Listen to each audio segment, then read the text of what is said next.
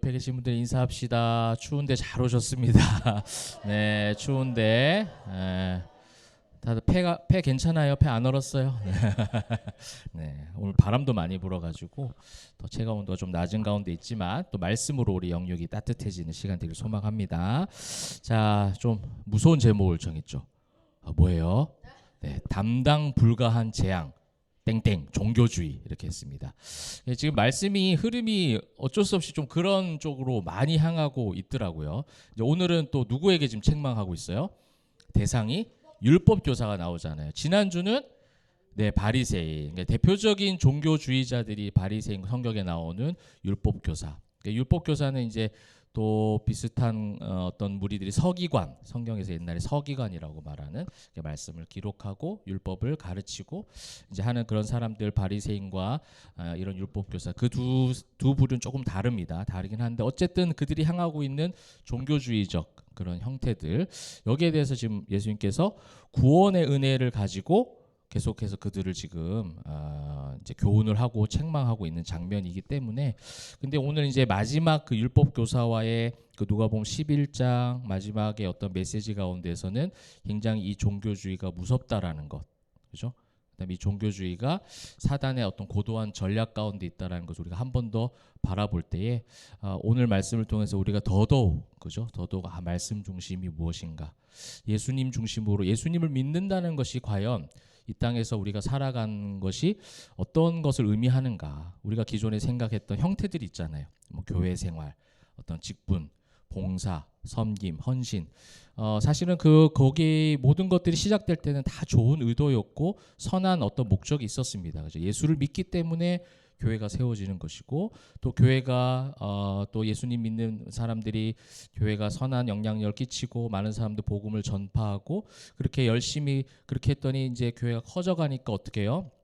사도행전 역사처럼 나쁜 건 아니죠. 직분 자체가 서로에게 맡은 일들을 분업화해서 교회 공동체 끌어가야 되기 때문에, 그래서 직분을 만들었고 또 봉사와 섬김과 헌신과 이런 것들이 다 필요하기 때문에 해왔던 건데, 이것이 지금 오늘날 이 시대를 봤을 때 얼마나 큰 또 재앙 아닌 재앙처럼 목회자들에게도 마찬가지고 성도들에게도 다가왔을까. 근데 지금 이 시대에 우리에게 주시는 진짜 필요한 어떤 메시지고, 근데 메시지인데 그냥 메시지가 아니라 경고적 메시지예요.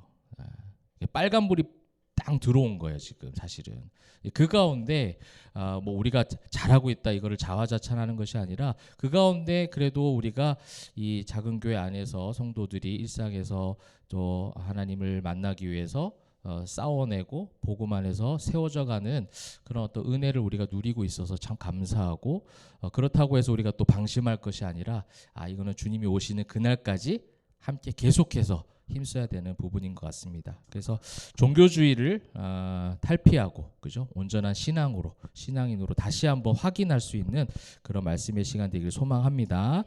앞서 세 번의 화 있을 진저가 나왔어요. 바리새인들에 대한 화 있을 진저가 나왔고, 이제 오늘 본문은 또 율법 교사들을 향한 또 한 번 세 번의 화 있을 진저가 나오고 있습니다. 근데 이제 지난번에 말씀드렸지만 번역 성경으로 말하면 뭔가 막 저주를 내리는 듯한 느낌이잖아요. 화 있을 진저 하는데 뭐였죠? 어떤 느낌이었어요? 네, 굉장히 애통하는 마음이에요. 그러니까 우리가 어떤 신앙인으로서 하나님 안에 은혜를 받았다. 제가 아까 말씀드렸잖아요. 우리가 예수님을 바라볼 수만 있게 해주셨고 교회의 어떤 다른 형태들을 최소화하고 하나님을 바라보고 복음주의로 간다. 그것까지는 좋아요.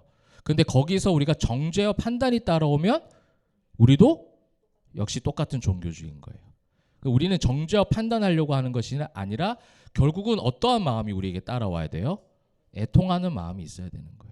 그래서 이 시대를 향한 애통하는 마음들이 있어야 되고, 교회들을 향한, 그 다음에 우리 주변에 믿는 또 우리 지인들도 있으실 거 아니에요. 가족, 친지, 지인들 중에 또 다른 교회를 다니시는 분들이 있다면 그런 분들, 아이고 너 왜 그런 데를 다녀? 왜 그렇게 잘못하고 있어? 나는 이제 보니까 나 예수 안에 자유하고 너무 좋아. 우리가 그런 단계에 있을 수 있잖아요. 포에마 교회 다니니까 너무 좋아. 너 왜 그런 교회 다녀? 이렇게 가면은 또 다른 또 종교주의가 된다라는 거예요. 그렇게 말하는 분 없죠? 저 빼고. 여러분도 없잖아요. 그죠? 저만 잘하면 될 것 같아요. 우리가 그런 목회자에게 사실은 그게 제일 많이 와요. 그런 비교 어떤 하고 내가 정말 잘하고 있구나 못하고 있구나 내 목회 방향 뭐 이런 것들 자꾸 내가 자기 평가를 하기 때문에 그런 마음들이 쑥쑥 들어오거든요. 그래서 이제 요번 해에 하나님께서 우리에게 주셨던 이 11장의 말씀은 내가 정말 구원받은 예수 믿는 사람이라면 그죠? 예수님의 마음이 있어야죠. 화 있을진저의 그 마음 가운데 물론 책망과 교훈의 어떤 책망, 경고성 메시지로 화 있을진저로 쓰는 감탄사이기도 하지만 그 속에는 어떤 마음이 있다고요? 애통하는 마음이 있다고요. 그죠? 우리 안에 그런 마음이 있길 소망합니다. 그죠? 예수님을 온전하게 믿는 여러분 포에마 교회 성도님들이라면 여러분 주변에 때로는 방향을 잡지 못해서 막 헤매고 있는 그런 어떤 우리 지인들 종교인들이 있을 수 있잖아요. 그러면 정죄하고 판단하기보다는 애통하는 마음으로 품어주고 기도해주고 그렇죠? 또 여러분들이 그 속에서 빛과 소금이 되시면 될 것 같아요. 그게 참 중요한 어떤 메시지이고 그러한 가운데 이제 오늘 이 11장의 흐름 가운데 결국은 우리 구원의 확실한 표적이 뭐라고 그랬어요? 그러므로 구원의 확실한 표적은 첫 번째 예수님이죠. 그건 당연하죠. 그다음 두 번째 잘했어요. 아주 기다렸다는 듯이 잘했습니다. 네, 나예요, 나. 내 자신이잖아요. 그래서 뭐가 생기는 거예요? 애통하는 마음이 생기죠. 왜냐하면 나 같은 죄인도 살리셨는데 내가 누구를 정죄하고 판단하겠느냐라는 게 예수님이 들어온 신앙인의 중요한 표적 중에 하나예요. 근데 종교주의는 반대예요. 믿으면 믿을수록 뭐가 생겨요? 자꾸 판단하죠. 비교하고 우월 의식을 가져. 이게 지금 바리새인과 율법 교사들, 유대인들이 가지고 있던 잘못된 선민 사상이잖아요. 율법이 주어졌고 하나님의 은혜가 역사 가운데 그들의 모든 역사 가운데 있었다라는 것이 말씀으로 다 기록되었고 그들이 택한 백성이다. 그 다음에 그 택한 백성 가운데 그 자손 가운데 누가 나올 거다?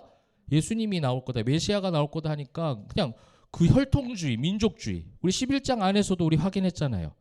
뭐 어떤 게 있었어요? 어떤 한 여자가 예수님 말씀을 듣더니 벤태가 그죠? 먹인 젖이 복이 있도다. 막 이러잖아요. 그들이 가지고 있는 사상이 바로 그렇게 나와버리는 거죠. 그죠? 그러니까 예수님으로 말미암은 참된 신앙이들은요 그런 어떤 뭐 혈통주의, 어떤 민족주의, 그 다음에 내가 가지고 있는 어떤 환경에 의해서 얘기하는 것이 아니라 철저하게 하나님과 나와의 관계예요. 그죠? 그래서 11장 초두에 있었던 메시지가 주기도문인 거예요. 그죠? 누가는 그런 어떤 지금 흐름과 구조 가운데 계속해서 이어가고 있는 거예요. 그 뒤에 있는 말씀을 앞으로 또 뭔가랑 이어지고 계속 상관관계를 이루어가는 거죠. 그래서 우리가 예수님을 믿고 구원의 확실한 표적이다라는 것을 2026년 우리 포에마 성도들이 계속 확인하는 작업을 하시면 좋겠어요. 그렇죠? 확인하는 거 계속. 의심이 아니에요, 이거는. 계속해서 표적을 구하는 거, 성경에서 표적을 구할 때마다 하나님이 무조건 잘못됐다 하지 아니하시고 표적을 구하는 자에게 표적을 보여주시기도 합니다. 잘못된 표적까지 보여주실 때도 있어요. 하물며. 근데 우리가 내가 정말 하나님의 자녀가 맞습니까? 라는 것을 구원의 은혜를 주신 전적인 은혜에 대한 믿음과 함께 그다음 플러스 내가 정말 그런 언어로 그런 생활로 그런 가치관으로 살아가고 있는지는 우리가 계속 반복해서 살펴봐야 될 것 같아요. 이것을 반복해서 살펴보는 것을 성경적 표현으로 지난주에 뭐라고 했죠? 나는 날마다 죽노라예요. 나는 날마다. 그렇게 이어지는 거죠. 날마다 죽는다는 것은 계속 그걸 확인하는 거예요. 여러분 바울이라는 대사도가 그 사도 바울이 그걸 기록했잖아요. 날마다 죽노라. 그러면 바울이라는 사람이 엄청나게 많은 전도 여행을 통해서 교회들을 세우고 성경에서 정말 신약 성경 대부분을 기록할 만큼 엄청나게 쓰임 받았지만 죄를 안 지었을까요, 바울이? 죄 얼마나 많이 지었을까요? 자기 그 죄에 대해서 고백을 하잖아요. 사도가 된 이후에도 사도 전에는 말할 것도 없고 사도가 된 이후에도 수없이 그는 자신의 마음 가운데 생각 가운데 육신의 법이 나를 막 이거를 사로잡는다. 오호라 나는 곤고한 사람이로다 이런 고백하잖아요.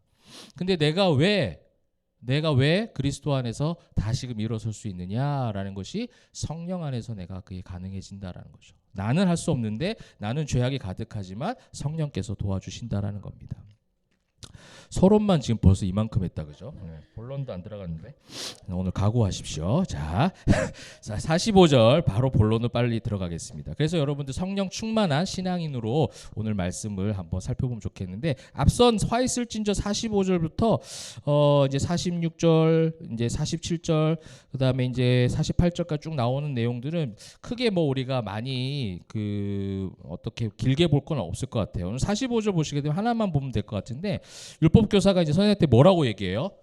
왜 우리까지 모욕하십니까 하는 거죠. 이 모욕을 느끼는 이제 포인트가 뭐냐는 거죠. 이 모욕을 하십니까? 이 모욕이라는 단어가 이제 학대하다 이런 의미도 있어요. 굉장히 자기들이 지금 학대 받았어요? 안 받았어요. 지금 뭐에 대한 지금 자기들이 모욕당했다라고 생각하는 포인트가 어디예요? 그게 전문맥이잖아요. 전문맥. 그죠? 그러니까 전문맥을 보시면 바리새인들에게 했던 얘기를 듣고 지금 율법 교사들이 왜 우리를 모욕하십니까 하잖아요. 저번에 했던 게 뭐예요? 아까 우리 은민이가 기도했던 것처럼 겉과 속이 다른 거예요. 그죠? 겉과 속이 달라요. 평토장은 무덤 같은 거예요. 끊임없이 뭐 하려고 해요? 높아지려고 해요. 그래서 인사 받으려고 시장으로 막 가고 사람 많은 데로. 그죠? 그리고 결국 그래서 많은 사람들이 뭐 하는 겁니까? 악 영향을 끼치잖아요. 그러니까 너희가 지금 그러고 있다라고 했을 때 예수님을 믿는 사람들의 반응과 그죠? 이 종교인의 반응이 다르다는 거예요. 그걸 듣고 뭐 하는 거예요? 사도행전에 보면 그 역사가 일어나죠. 마음에 찔려 사람들이 베드로의 설교를 듣고 마음에 찔립니다. 그러고 나서 어떻게 하는 거예요? 회개하죠. 근데 스데반이 죽을 때 스데반이 말씀을 전할 때 마음에 찔려까지는 똑같아요. 근데 마음에 찔려 한다면 뭐 했어요? 돌을 들잖아요. 이게 다른 거예요. 이게 종교인과 신앙인의 첫 번째 차이라는 겁니다. 여러분 우리가 그 종교적인 상황 가운데 그런 어떤 분위기가 많은 교회에서 제가 이제 부교육자를 하면서도 많이 들었던 얘기 중에 뭐냐면 성도님들이 가끔씩 그런 얘기예요. 신앙인들이 말하는 것과 종교인들이 말하는 게 틀려요. 목사님 말씀을 들었을 때 오늘 참 저를 향한 하나님의 말씀이었던 것 같아요. 저에게 주시는 말씀이었고 근데 그 사람을 향해서 하신 건 아니겠죠, 목사님이. 그냥 이제 복음을 선포했지만 하나님 나에게 말씀해 주시는 것 같았어요. 그 다음에 반면에 다른 반응 뭐예요? 날 보고 나를 치는 설교 뭐 이렇게 하는 거예요. 목사님이 그거 다 알고 나 혼내려고 타겟 설교 한다는 거죠. 이게 다른 거예요. 그건 뭐 하는 거예요? 지금 여기 있는 율법교사처럼 모욕하시민이다 이렇게 돼버리는 거예요. 그게 이제 종교인과 신앙인의 아주 사실은 굉장히 단면적인 차이죠. 말씀을 받는데 이제 어떻게 반응하는가에 따라 달라지는 겁니다. 그러니까 우리가 은혜로운 말씀, 복 받을지어다 하면 뭐예요? 왜 나를 치시네 이렇게 사람 없죠. 복 받는다는데 다 오 할렐루야 하고 다 받잖아요. 그거는. 근데 뭐예요? 너는 지금 평토장한 무덤 같아. 여러분들 지금 생활 한번 보십시오. 여러분들이 지금 교회 생활하는 것을 보십시오. 하나 사랑하지 않고 사람을 구제하지 않는 그런 이웃을 사랑하지 않으면서 무슨 예수님 믿는다고 하십니까? 그러면 이제 그 속에서 몇몇 사람이 이제 어떻게 생각하는 거야? 나보고 하는 소리구나. 막 이렇게 나오는 거죠. 모욕한 시민이다. 막 이렇게 나오는 거죠. 그러니까 이게 우리 교회는 아직은 없지만 언젠간 그럴 수 있어요. 그렇죠? 그래서 여러분 그러니까 다들 한번 설교를 다 해봐야 돼. 생각보다 올라가서 여러분들이 누구한테 말해줘야지 이런 생각할 새가 없어요. 한번 해봐봐. 그런 식의 여유가 하나도 없어요. 설교할 때. 누구를 탁 타게 돼가지고 뭐 예를 들면서 내가 저 이재훈 집사죠. 내가 혼내야지. 이렇게 보고 이렇게 하십시오. 뭐 이런 생각이 만약에 설교 전에는 들었을 수도 있는데 설교할 때 생각보다 안 들어요. 진짜로. 한번 다 돌아가면서 해볼까? 기도했던 것처럼. 아무 생각도 안 나요. 막 뒷담만 빼고 내려올 걸. 미움도 없어요. 거기는 사랑도 없고 배려도 없고 뭐 공격도 없어요. 그런 거 아무것도 없어요. 할 수가 없어. 근데 막 나한테 하는구나. 막 이렇게 해버리는 거죠. 이 율법 교사가 지금 그러고 있는 겁니다. 그 전에 했던 말씀에 마음이 찔린다면 예수님을 믿는 구원의 어떤 은혜가 있는 사람이라면 회개가 따라와야죠. 그렇죠? 자기를 돌아보는 거. 우리가 계속해서 얘기했던 구원의 확실한 표적은 뭐예요? 예수님을 만나면 결국 나를 보게 되는 거예요. 그래서 그거를 말 아래 등을 감추지 않고 등을 꺼내면 누가 가장 먼저 보이는 거예요? 내가 먼저 보이죠. 나그네는 그 다음이지. 밖에 있는 사람은 그 다음이에요. 나를 먼저 비추죠. 그거하고 좀 똑같은 그런 개념의 말씀들이 나오는 겁니다. 그러면서 46절 두 번째 화 있을진저 너희 율법 교사여 지기 어려운 짐을 사람에게 지우고 너희는 한 손가락도 이 짐에 대지 않는다. 이게 종교적 특징이죠. 그러니까 판단만 하지 자기는 잘하지 않아요. 여러분 여기에 있는 어려운 짐이 뭐겠어요? 지난주 했던 겁니다. 어려운 짐이 뭘까요? 율법일까요 과연? 지금 율법 교사잖아요. 그럼 율법 잘 아는데 지난주 얘기했던 게 그거잖아요. 너희들이 만든 식사 전에 다 뭐였죠? 다 이러면서 제가 헬라어 했잖아요. 그렇지. 다오마조 이거 했잖아요 제가. 그죠? 그게 뭐예요? 규칙. 리액션이 좀 그 타임 맞춰서 합시다 우리. 그게 뭐예요? 자기들 만든 규칙과 규범이잖아. 진짜 율법이 아니라 하나님 말씀이 한 게 아니라 하나님 말씀에 정결하게 하라 했으면 그래서 너희의 영과 육을 잘 씻어라 했는데 거기에 대한 규칙과 규범 따라오는 거예요. 식사 전에 손 씻어라 뭐 누구 집에 들어갈 때 손 씻어 이런 게 굉장히 막 따라오는 거예요. 이게 뭐예요? 수고하고 무거운 짐인 거예요. 예수님도 수고하고 무거운 짐진 자들아 다 내게로 오라가 너희가 지금 율법적 종교적 짐 가운데 그 유대인들 향한 말씀이었기 때문에 거기에 좀 눌려 있다라는 거죠. 왜 그 규칙과 너희가 만든 규범 가운데 거기에 막 거기에 이제 디프레스 돼가지고 거기에 압박을 받아서 어떻게 하는 거예요? 거기에 대한 막 짐을 지고 가는 거예요. 근데 이 율법 교사들과 바리새인들은 너 왜 그렇게 했어 하고서 그 짐에 대해서 계속 짐을 져주죠. 그러면서 같이 지고 갈 마음은 없어요. 그리고 자기도 사실은 잘 지키지 않는다라는 거죠. 이 바리새인과 율법 교사들의 특징인 거예요. 수많은 율법 외에 만들어낸 인간 중심적 규칙과 규범들, 그죠? 여러분 식사 전 손 씻기도 마찬가지고 우리식으로 말하면 현대 시대의 유대교적인 그런 의미도 있어요. 안식일을 거룩하게 지키라. 이게 율법이죠. 안식일을 거룩하게 어떻게 지켜요? 이 지금 유대인들이 지금 만약에 저도 안 가봐서 잘 모르겠는데 가보신 분들 얘기 들어보니까 안식일 날 어떤 서비스도 받을 수 없어요. 호텔에 가면 그죠? 엘리베이터도 타면 안 돼. 그 뭐 가가지고 뭐 그런 거 뭐 이렇게 신청하고 뭐 할 수 아무도 안 해줘. 왜냐면 안식일 거룩하게 지키 안식일 어떻게 해야 돼요? 어떠한 노동도 하면 안 되니까. 그죠? 그러니까 이제 뭐 등 키는 거 뭐 그런 얘기 하더라고요. 불 키는 것조차도 다른 사람한테 맡긴대잖아요. 불 키러 가면 되잖아. 여러분 지금 성경에 그걸 한번 찾으신 분이 있으시다면 제가 소고기를 사드리겠습니다. 안식일에 등을 키지 말라. 안식일에 스마트폰 하지 말라. 뭐 이런 거 있잖아요. 없죠? 없겠죠 당연히. 왜요? 그 율법에는 그런 게 없어요. 안식일 거룩하게 지키라는 그 중심적 메시지가 있잖아요. 그죠? 하나님을 온전하게 기억하고 생각하라는 거예요. 그래서 세상적인 걸 내 개인의 어떤 신앙을 적용해서 세상적인 걸 내가 최대한 나는 이런 걸 하니까 하나님을 온전하게 내가 기억하고 안식을 지키지 않았더라 해서 개인적인 규범으로 지킬 수는 있겠죠. 그것까지 무시할 수는 없어요. 그런데 이거를 규칙과 규범화 만들어서 결국 뭐 하기 위한 목적입니까? 못하고 안 하고 연약한 사람들을 정죄하기 수단으로 쓰니까 문제가 되는 거죠. 인간이 만든 거는 거의 다 그래요. 여러분 우리 현대 교회 가운데도 있을까요 없을까요 이런 거. 공예배에 대한 지나친 규칙들 많아요. 시간들이 있고 복장들이 있고 지금도 제 복장도 굉장히 자유롭죠. 안 자유로워요?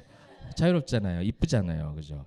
그러니까 이런 규범들 이런 원래 뭐 예전에 있는 교회는 무조건 막 넥타이 팍 해갖고 이거 마이 딱 단추 잠궈야 되고 숨을 못 쉬어 하루 종일 이 상태로 있어야 되니까. 그럼 막 양복 점점 이제 큰 치수로 막 맞추기 시작하고. 그러니까 이제 뭐 그런 것들, 뭐 절기 행사, 교회법, 직분, 봉사, 헌금 이런 모든 규칙과 인간의 규범화된 성경에서 말씀하시지 않은 것들을 우리 좀 잘 실천해 보자라고 좋게 시작하긴 했지만 그런 것들로 인해서 뭘 하기 시작한 거예요? 저 사람은 직분 받을 자격이 돼 안 돼. 자꾸 기준을 삼기 시작하죠. 저 사람은 믿음이 좋아, 믿음이 안 좋아 이래 버리는 거예요. 믿음이 좋고 안 좋고가 어디 있어요? 믿음이 하나님 주신 건데. 여러분은 믿음이 어때요? 믿음이 좋아요, 안 좋아요? 예? 믿음이 있어요, 그죠? 믿음이 있어요. 그럼 믿음이 좋아요, 얘기하세요. 왜냐하면 어차피 그 믿음은 내가 한 게 아니라 주님이 죽으심으로 주신 거기 때문에 그 믿음을 폄하하지 말자고요. 대신에 우리의 삶에 대해서는 돌아봐야죠. 이게 이제 신앙인들의 모습인 것 같아요. 그러니까 말씀보다 우월해지는 이 잘못된 역전 현상들이 종교주의 집단 가운데 굉장히 많이 일어나고 있다라는 겁니다. 근데 이제 이들이 그거를 지키지 않았다라고 지금 예수님께서 말씀하시는 거예요. 너희는 사람들 지우고 한 손가락도 이 짐에 대해서 지우지 않고 있구나. 그런 어떤 율법의 의무를 부과하고 시행하고 평가하고 정죄까지는 하는데 정작 자신들은 그 집을 온전히 지금 지고 있지 않다라는 걸 예수님 다 아시고 말씀하시는 거죠. 그러니 이제 어떤 그들의 모습들이 역사 가운데 계속돼 왔느냐. 47절과 48절 화 있을진저 너희는 선지자들의 뭐를 만들었어요? 무덤을 만드는도다. 그들을 죽인 자도 너희 조상들이고 이와 같이 그들은 죽이고 너희는 뭘 만들어? 무덤을 만들었대요. 그러니까 이제 이 선지자들의 무덤, 너희 조상들이 죽인 선지자들의 무덤, 이것을 만든 일에 너희가 열심히 한다. 이게 뭘 의미하는 거예요? 이게 편협적인 모습들을 지금 보여주는 거예요. 종교인들의 편협적인 모습들. 그 어떤 선지자들이 뭘 했어요? 구약에서 계속해서 선지자 그 죽임, 순교당한 선지자들의 특징이 뭐예요? 복음을 선포했을 거 아니에요. 근데 그 복음 안에는 보통 뭐가 있었어요? 심판. 그렇죠? 너희가 이렇게 살면 이렇게 하나님의 말씀을 청종하지 않고 하나님의 말씀을 묵상하지 않으면 너에게 심판이 올 거야. 듣기 좋아요? 안 듣기 싫어요? 듣기 싫잖아요. 그러니까 그 사람 조상들이 어떻게 했어요? 다 죽이고 없애고 다 했단 말이에요. 근데 그 무덤을 어떻게 하고 있는 거예요? 이 후손들이 또 만들어내는 거예요. 결국 예수님 때의 무덤을 또 만들잖아요. 지금 그 어떤 선지자보다 더 참 선지자이시고 온전한 메시아이신 예수님이 직접 오셔서 지금 너희에게 경고를 주고 더 이상 이렇게 살면 안 된다. 예수님 믿는 구원 안에, 그죠? 구원으로 예수님 믿는 그 믿음으로 말미암아 구원받는 것이다라는 걸 가르쳐 주시고 너희 잘못된 거를 지금 지적하고 있는데 이 사람들은, 이 후손들은 그 옛날 구약 시대 후손들처럼 자기들 조상들처럼 또 무덤 만드는 거예요. 왜냐하면 이 바리새인 율법 교사들이 성경을 읽으면서 아마 그 생각했을 것 같아요. 어떻게 그런 심판을 선포하는 선지자들을 죽였어? 왜 죽였어? 잘못한 거지 그거는. 이렇게 생각했을 수도 있잖아요. 말씀을 연구하는 사람들이기 때문에 하나님 말씀을 선포한 선지자들이 이렇게 죽였구나. 그래서 선지자들의 그 무덤을 기념하고 그 선지자들의 무덤을 보존하고 막 이렇게 해왔겠죠. 그런데 정작 지금 진짜 선지자이신 예수님이 말씀하신 건 또 그들의 조상들처럼 또 악순환을 지금 하는 거예요. 결국은 예수님을 죽이는 자리까지 가잖아요. 그래서 이 무덤을 만드는 도다라는 헬라어 시제가 현재 직설법이에요. 현재 직설법, 아주 직설적인 그거예요. 너희는, 그러니까 이게 종교인의 특징입니다. 항상 직설적이에요, 그죠? 뭔가가 이렇게 이 헬라어 시제 현재 직설법은요, 사실은 약간 좀 정적인 의미가 있어요. 어떤 현상에 대해서 상태, 만들어진 상태를 자꾸 이야기를 해요. 이게 종교주의 특징이죠. 목사면 어떻게 어떤 목사로서 딱 완성이 되는가? 우리는 항상 그걸 보거든요. 목사들도 성도들을 볼 때 이 성도가 믿음의 어떠한 장성한 분량에 이르는가? 그러니까 막 훈련시키고 양육시키고 공부시키고 끊임없이 오라고 그러고, 그래서 계속해서 막 관리 들어가잖아요. 뭐 어떤 목적이 있는 거예요? 뭐 나쁜 목적은 아니겠죠. 성도들이 잘 크기를 원하는 건데 그것이 그 교묘한 그 어떤 그 선상에서 분별력을 흐린다니까 우리를. 결국 자기 어떤 의와 욕심이 들어가서 그 사람을 마치 완성품으로 만들어낼 수 있는 것처럼 착각한다는 거예요. 저는 여러분들 절대로 완성품을 만들어낼 능력이 전혀 없어요. 저는 기대하지 마세요. 저에게는 그 능력이 없어요. 하나님만이 하시는 거예요. 제가 3년 동안 느낀 게 그거예요. 예전에 부교육자 때 썼던 그 손에 어떤 양이 있잖아요. 제 업무량, 업무량, 사역량 이게 있잖아요. 여기에 대해서 현저하게 떨어지는데 그 양은. 그런데 성도들에게 임한 하나님의 은혜가 일상에서 제가 들려온 이야기는 놀라울 정도라니까요. 하나님이 일하셔요. 주가 일하시네, 주가 일하시. 우리 찬양하잖아요. 그 주님이 일하시는 걸 자꾸만 내가 가로채는 거예요. 왜요? 내가 현재 직설법이거든요. 사역이 전부 다 직설적이야. 모든 것이 목표 지향적이고 뭔가가 이 땅에서 완성되는 것 같고, 그러니까 우리가 종교적으로 편협하게 되어진 뭐가 나와요? 국가적인 국가관도 그래서 무슨 도시 복음화 막 직설적이에요. 이거 굉장히. 그리고 뭐 어떤 지도자가 세워져야 이 나라가 하나님의 나라가 되고, 하나님 나라 될 수가 없어요, 여러분. 제가 장담컨대 예수님이 다시 오시기 전까지 이 땅에서는 하나님 나라가 될 수 있는 나라는 한 군데도 없어요. 하나님 나라는 여러분이에요. 저와 여러분. 그리고 저와 여러분이 최선을 다해서 빛과 소금 역할을 감당할 뿐이에요. 우리는 완성할 수 있는 능력이 없어요. 가정을 바꾼다? 그것도 힘들어요, 사실은. 내 아내, 내 남편을 바꾼다, 자녀를 바꾼다, 내 친구를 바꾼다. 우리는 늘 예수님 믿으면, 교회를 다니면 그런 어떤 목표 지향적인, 현재 직설법적인 그런 어떤 것들이 너무 많다는. 그러다 보니까 뭐예요? 편협해지고 자꾸 단죄하죠. 완성품이 안 된 자들을 보면 미완성이라고 자꾸 얘기를 하잖아요. 아직 멀었다, 이런 얘기도 많이 하고. 그건 하나님이 하시는 말이고, 그죠? 나는 어떻게 해요? 아직 먼 사람들을 위해서 내가 있는 거예요. 아직 부족한 이들을 위해서 교회가 있는 거예요. 이 나라가, 이 민족이, 이 국가가 죄악이 관영하기 때문에 하나님은 이곳에 포에마 교회를 세우셨고 성전된 여러분들을 파송시키시는 거예요. 그것뿐이라는 거예요. 더 이상 어떤 무언가를 너무 직설적으로 우리가 이렇게 무덤을 만드는도다 하는 것 같은 그런 모습들이 필요가 없다는 겁니다. 그러므로 하나님의 지혜가 일렀을 때 49절, 내가 선지자와 사도들을 그들에게 보내리니 그 중에서 덜어는 죽이며 또 박해하리라. 그죠? 그러니까 너희가 그렇게 해왔다라는 거예요. 그리고 앞으로도 그렇게 할 거라는 거예요. 앞으로도 그렇게 할 거라는 단서가 뭐예요, 지금? 사도들을. 그죠? 이게 사도행전적 누가의 관점이죠. 사도들이 그렇게, 사실은 예수님의 제자들 중에 요한 빼고는 다 순교했잖아요. 그러니까 너희가 그렇게 복음을 선포하는 이 예수님이 승천하시고 난 이후에 그 이후의 세대인 선지자의 역할을 감당하는 사도들 너희가 다 또 죽이고 박해하리라.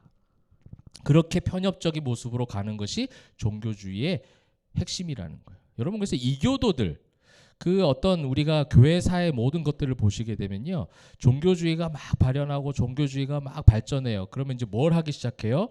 이교도들을 향한 막 공격을 시작하거든요. 가만히 있는 이교도들.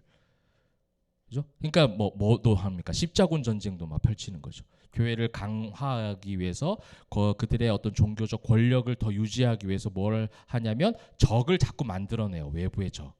근데 실상은 뭐예요? 종교주의의 적은 내부예요. 자기 자신인 거예요. 이교도들이 그렇게 공격하는 거는 잘 없어요, 어떻게 보면. 여러분, 혹시 교회 가는데 스님이 오셔서 교회 가지 마십시오 딱딱딱 하시는 거 들어본 적 있어요? 없잖아요. 제발 교회 가지 마세요 막 이렇게 하면서 교회 문 앞에서 하는 스님이 없어요. 그죠? 여러분들이 스님 때문에 시험 받는 게 아니거든요. 교회 오면 누구 때문에 시험 받아요? 목사 때문에 시험 받거든요. 보통 성도들이 시험 받는 대상이 가장 많은 게 목회자죠. 그 다음에 뭐예요? 성도 간의 어떤 관계 속에서 누군가 때문에, 믿는 사람들 때문에 그 실족하는 게 얼마나 많습니까? 우리 성도들의 삶 가운데도 얘기 들어보면 예전에 과거에 난 진짜 교회 절대 안 갈 거다 하는 사람들 중에 그런 사건들 있잖아요. 그 사건이 불교와 이슬람교가 와가지고 나한테 막 가르쳐줘서 그런 게 아니라 믿는 목사라는 사람이, 장로라는 사람이, 집사라는 사람이 이렇게 되거든요. 그러니까 이게 지금 뭐예요? 무덤을 만드는 행동인 거예요. 선지자들과 사도들을 박해하는 것이 그냥 어떤 이방 민족뿐만 아니라 지금 누가 너희도 똑같이 그 자리에 서서 하고 있다라는 거예요. 결국 그러므로 뭐예요? 담당 불가한 재앙이라는 거예요. 종교주의는요. 제가 그냥 어떤 단적으로 함부로 말할 수는 없지만 구원과는 거리가 멀다라는 건 확실해요. 예수님을 믿는데 구원을 받으면 절대로 그렇게 살 수가 없어요. 여러분, 무늬만 교회 다니는 무늬만 종교인으로 그렇게 기독교인이다라고 말하면서 사는 자들이 아니라 진짜 예수 믿는 여러분들이 되시길 바랍니다. 그런 예수 믿는 우리들이 되어질 때에 그게 진짜 구원의 표적이 돼서 우리가 예수님을 바라보고 또 내 자신을 바라보고 우리 또 이웃을 바라보고, 이게 진정한 교회죠. 근데 이제 구원이 없는 이 종교인들을 향한 종말론적 메시지, 중요한 게 이제 나오기 시작합니다. 여기서부터 이제 설교 시작이에요, 오늘. 자, 가봅시다. 자, 굉장히 이럴 때 잠 다 깬다 이런 말 하면 50절, 창세 이후로 흘린 모든 선지자의 피를 이 세대가 뭐라고 됐어요?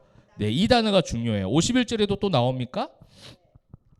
그죠? 아벨의 피로부터 제단과 성전사의 죽임을 당한 사가랴의 피까지 하리라. 내가 너에게 이르노니 과연 이 세대가 담당하리라. 이런 부분이 나와요. 근데 여기서 이제 아벨의 피부터 죽임을 당한 사가랴의 피라고 되어 있는데, 이 사가랴는 누가복음에 나왔던 그 사가랴가 아니에요. 네, 스가랴입니다. 스가랴. 역대하 24장 20절에 보면 제사장 여호야다의 아들 스가랴를 감동시키며 이런 얘기가 나와요. 그러니까 스가랴가 감동을 받아서 하나님께서 이렇게 심판하시려고 한다라는 그 선지자적 메시지를 전한 사람이에요. 그러니까 선지자로 딱 쓰임 받은 사람은 아닌데 선지자의 영을 받아서 그 선지자적 어떤 메시지를 전하고 그 여호와의 전 뜰 안에서 돌에 맞아 죽은 사람이 바로 이 역대하의 24장에 나온 이 스가랴. 여기서는 이제 사가랴라고 표현했지만 그 사가랴입니다. 그러니까 누가복음에 나온 여러분이 잘 아는 그 누구예요? 그 세례 요한의 아버지 사가랴 아니에요. 네, 그 사가랴가 아니고. 그래서 아벨의 피라는 거, 아벨의 피와 이 사가랴의 피까지라는 것은 뭐냐면 결국은 이 아벨의 죄부터, 그러니까 그 이 두 사람은 사실은 선지자가 아니에요.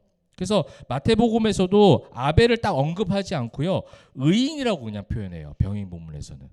근데 이 누가에서는 아벨이란 사람을 딱 집어넣어요. 사가랴도 집어넣고. 딱 어떤 선지자적, 그러니까 구약 종교주의적 개념은 뭐예요? 신약에 와서도 그러잖아요. 바울이 늘 말했던 거, 사도적 논쟁, 자기 사도권에 대해서. 사람들이 자꾸 자기를 사도 권리가 없다, 사도 자격이 없다니까 그게 뭐가 중요하냐는 거죠. 교회가 이게 없다, 저게 뭐가 중요해요? 예수만 있으면 되지. 우리는 이제 그렇게 얘기하는 거하고 똑같은 거예요. 아벨이 선지자냐, 사가랴가 선지자냐, 선지자였냐 아니냐, 막 이런 걸 따지고 있는 바리새인 율법 교사들이 지금 그러고 있는 걸 알기 때문에 누가는 예수님의 말씀을 더 정확하게 지금 이야기하는 거죠. 아벨이란 사람, 사가랴란 사람을 등장시키는 겁니다. 결국은 복음을 붙든 사람들이 선지자든 뭐 어떤 자리에 있든 믿음의 연수 상관없이 복음을 붙든 자들이 선지자적 삶을 사는 이 땅의 믿음의 사람이다라는 거예요. 그게 사도행전적 어떤 복음의 개념이라고 할 수 있겠죠. 그런데 너희가 그러지 않기 때문에 너희가 뭐 할 거다? 너희가 이 모든 피와 죄를 다 담당할 것이다라고 얘기하는 거예요. 여러분이 담당하다라는 어떤 이 한글 번역을 성경에서 많이 보시죠. 대표적으로 보는 거 하나씩만 좀 살펴보고 넘어갈게요. 마태복음 8장 17절. 여러분 이거 잘 아는 말씀이실 거예요. 이는 선지자 이사야를 통하여 하신 말씀에 우리의 연약한 것을 친히 담당하시고 병을 짊어지셨도다 함을 이루려 하심이더라. 그러니까 연약한 것을 담당하셨다. 이 이야기 있잖아요. 예수님께서 이제 메시아가 그렇게 모든 것을 죄의 짐을 담당하실 거다라고 했을 때 헬라어는요 뭐냐면 람바노예요. 여러분 잘 아는 거예요. 그죠? 취하다. 네, 많이 봤죠? 네, 맞아요. 성령의 전신갑주할 때 옷을 입으라가 있지만 취하다가 있어요.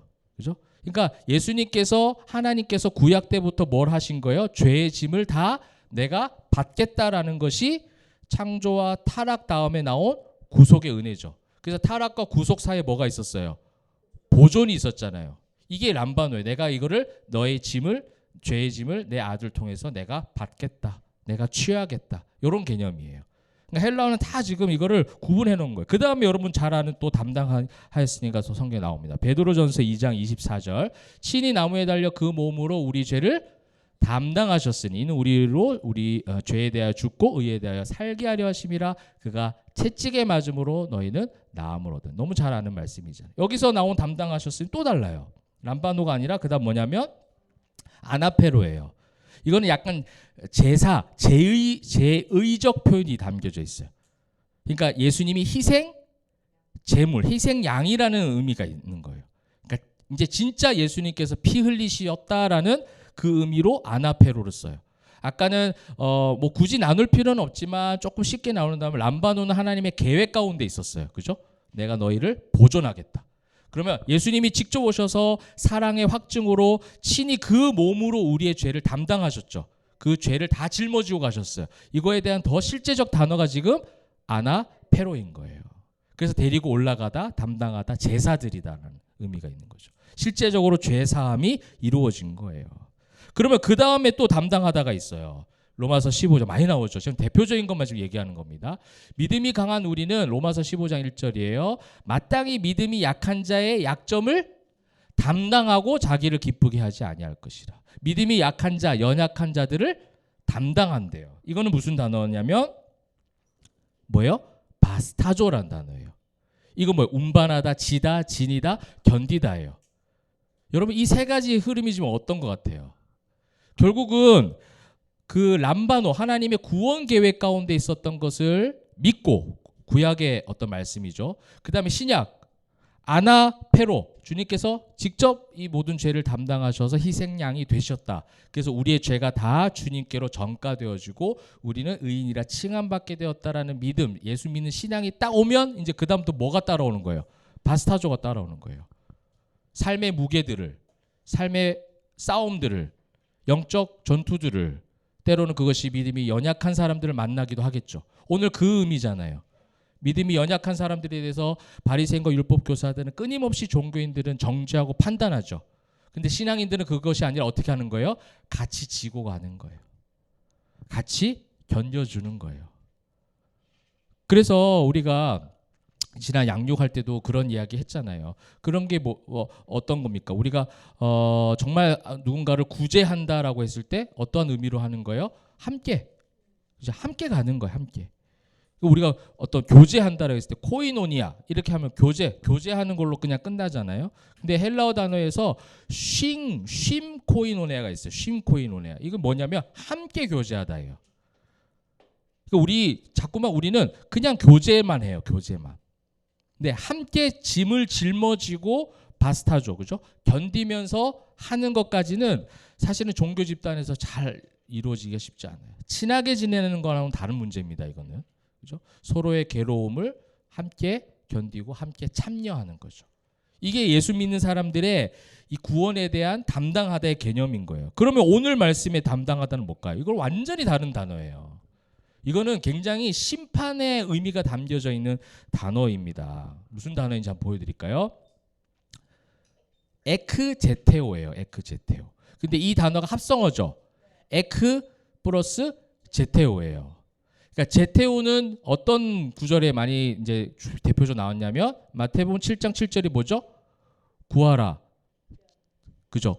구하라. 그다음에 두드리고 찾으라 뭐 있잖아요. 그 찾으라 할 때예요. 요한복음. 우리 양육 때 했는데. 잘했어요. 영과 진리로 예배하는 자를 찾으신다 했잖아요. 그게 제테오예요. 근데 여기서 지금 뭐를 붙였어?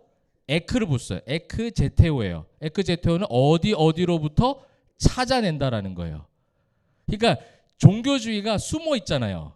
종교주의는 겉으로 봤을 때 세상 사람들이 볼 때는 다 교회, 기독교인 이 다 숨어 있어요. 근데 마지막 때에 예수님이 그걸 모르실까라는 거예요.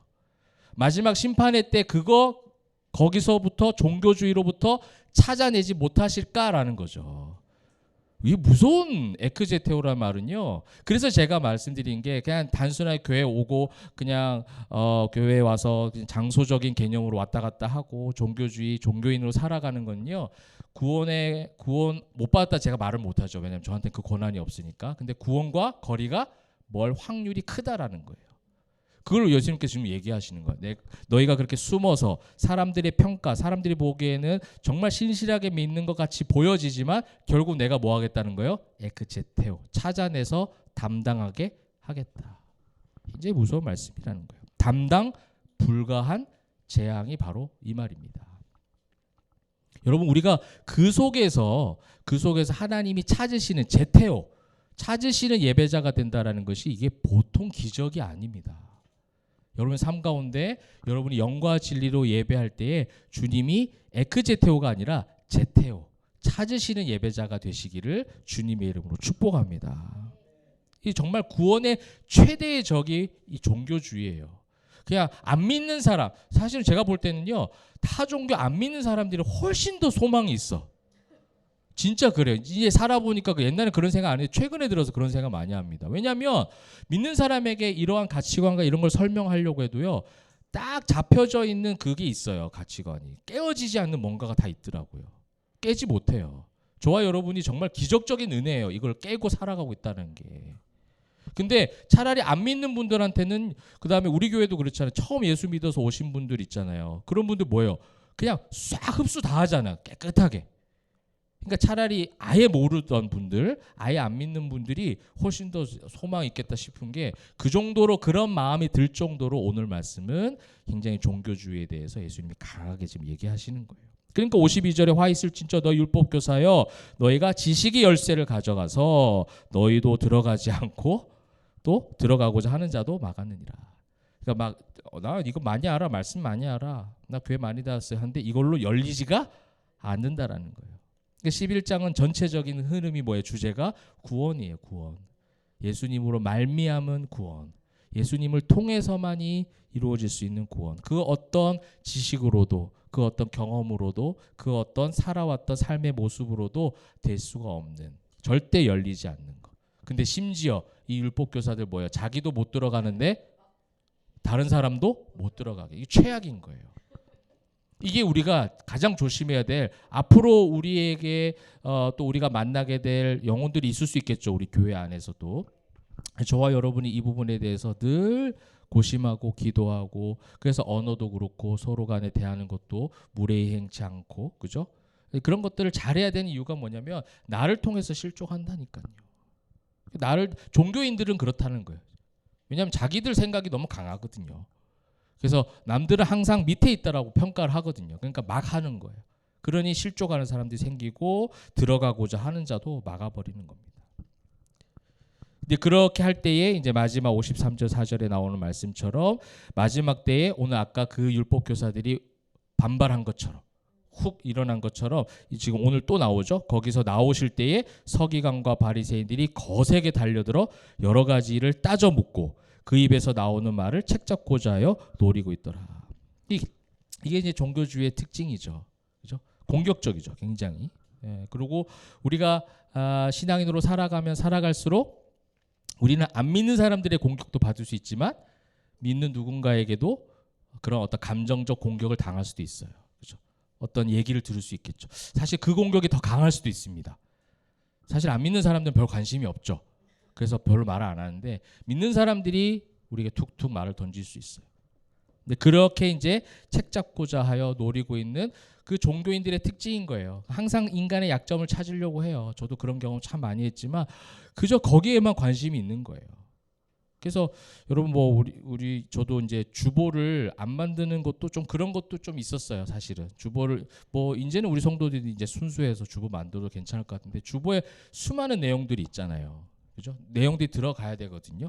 그럼 내용 들어가면 예배 전에 그 주보 묵상하느라고 전부 다 앉아가지고 다 주보 보고 있어요. 뭐 하는 거예요? 뭐 하나 보는 거예요. 그리고 바로 사무실로 달려옵니다. 그래서 이 오타 났다는 거, 이름 잘못됐다는 거, 왜 이런 일이 일어납니까? 막 이렇게 하는 거죠. 이게 뭐예요? 이거 아무 필요 없는 거잖아요. 근데 그들에게는 정말 중요한 거거든요. 그게 종교적, 형식주의적 그런 것들이 제가 하나의 단적인 예를 들긴 했지만 다 그런 어떤 요소들이 얼마나 많은지 모른다는 거죠.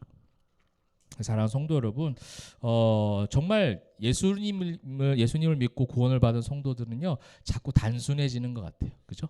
단순하게 예수님을 바라보게 되는 것 같고 그 예수님만으로도 만족할 줄 알고, 그 말씀이 사실은 이 누가복음 11장에 있었어요. 한번 찾아볼까요? 28절 말씀입니다. 뭐라고 돼 있어요? 너의 어떤 나왔잖아요. 당신을 뵌 태와 당신을 먹인 젖이 복이 있나이다 하니까 예수님께서 하나님 말씀을 듣고 지키는 자가 복이 있다. 이게 11장의 주제적 말씀이에요. 너희가 알고 있는 규칙, 규범, 율법, 지식 많은 것 같지만 너희는 결국 선조들과 다를 바가 없고, 너희는 결국 또 무덤을 만들고, 그 무덤을 만들었다는 것은 결국 뭐냐? 너희가 그 죄를 다 담당하게 될 것이다.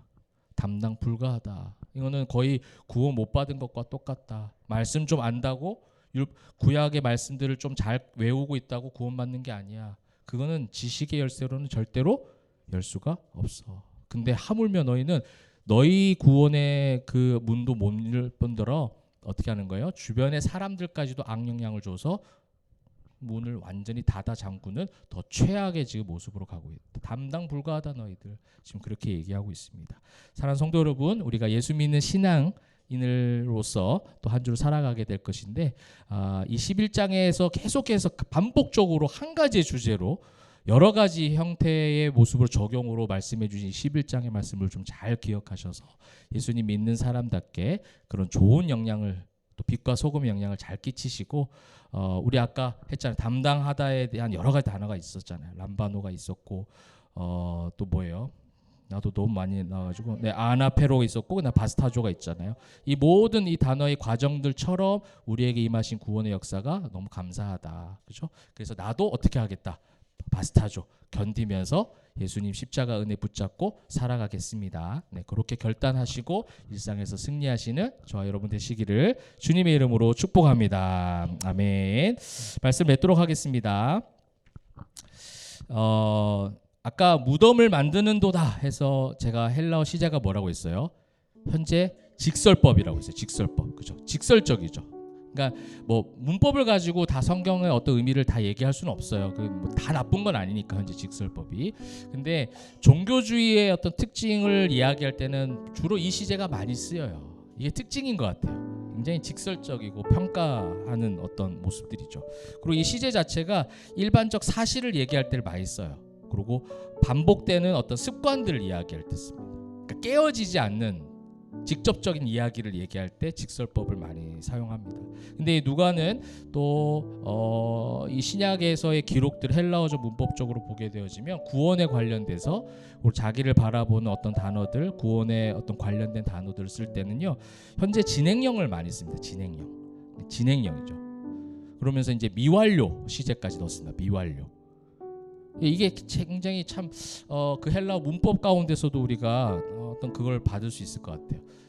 만약에 제가 현재 직설법으로 나는 목사다, 나는 교회 다닌다, 여기로 끝나거든요. 이게 현재 직설법이에요. 현재 진행형, 미완료 현재 진행형으로 바꾸면 어떻게 될까요? 나는 날마다 예수 안에서 죽어야 하는 목사다. 그렇죠?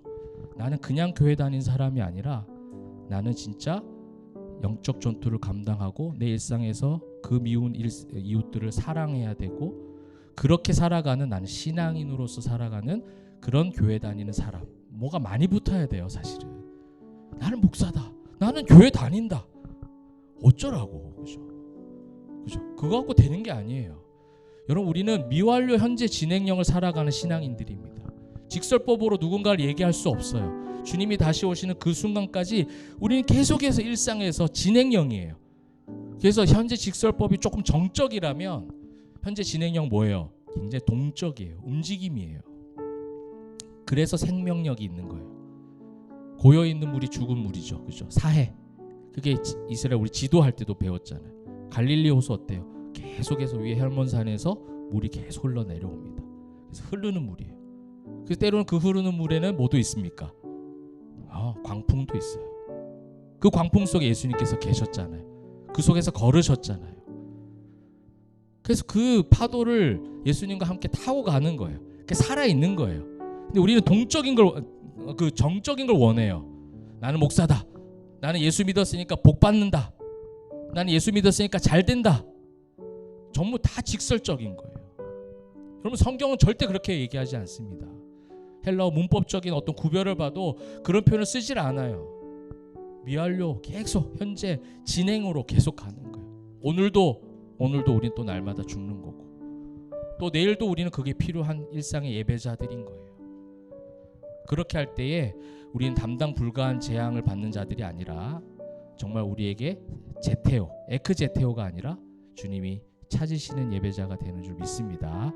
그런 예배자로 일상에서도 승리하시는 저와 여러분 되시기를 주님의 이름으로 축복합니다. 아멘.